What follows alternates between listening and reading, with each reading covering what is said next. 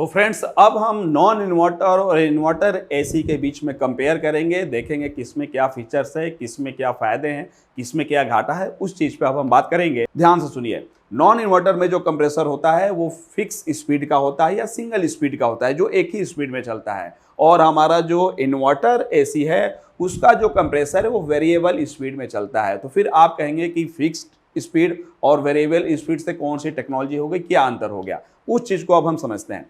तो ये जो हमारा फिक्स स्पीड वाला कंप्रेसर होता है और ये हमारा जो इन्वर्टर में वेरिएबल स्पीड वाला होता है, उसके अंतर को समझना है तो ऐसे समझिए। मान लीजिए कमरे का टेम्परेचर अभी जो है वो 30 सेंटीग्रेड है, 30 सेंटीग्रेड, और हमने रिमोट से कमांड दे दिया 17 का, 70 सेंटीग्रेड का हमने रिमोट से कमांड दे दिया।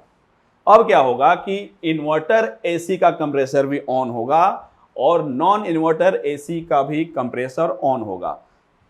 दोनों फुल स्पीड में चलेंगे शुरू में, क्योंकि 30 से 17 लाना है तो दोनों फुल स्पीड में चलेंगे। ये भी कंप्रेसर फुल स्पीड में चलेगा, ये भी फुल स्पीड में। ये तो एक ही स्पीड है, ये तो जिस स्पीड में चलेगा उसी में चलेगा, ये भी शुरू में फुल स्पीड में चलेगा। और जैसे ही ये जो है, जो हमने टेम्परेचर सेलेक्ट किया है, अगर उस लेवल तक कमरे का टेम्परेचर पहुंच जाएगा तो इसका कंप्रेसर जो है बंद हो जाएगा। मतलब कि जो हमारा सिंगल स्पीड का कंप्रेसर नॉन इन्वर्टर में यूज होता है, वो जो हम उसको टेम्परेचर देते हैं, जैसे ही वो टेम्परेचर अचीव करता है तुरंत वो बंद हो जाता है। मतलब कि सिंगल स्पीड के कंप्रेसर का मतलब कि वो ऑन ऑफ टेक्नोलॉजी से चलता है। जैसे ही देखेगा कि कमरे का टेम्परेचर 17 हो गया, अब वो कंप्रेसर बंद हो जाएगा, अब वो जो कंप्रेसर है वो बंद हो गया। और इसमें क्या होगा कि ये भी जैसे ही 17 सेंटीग्रेड का टेम्परेचर मेंटेन करेगा, उसके बाद इसका जो कंप्रेसर है वो बंद नहीं होगा। इसका कंप्रेसर जो है स्पीड को क्या कर लेगा, कम कर लेगा, क्योंकि ये वेरिएबल स्पीड में चलता है।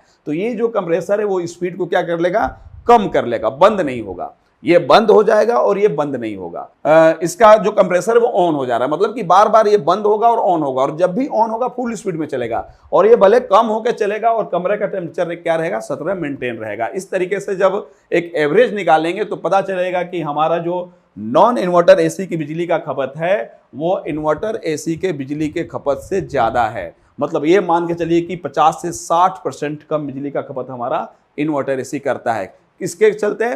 वेरिएबल स्पीड के चलते।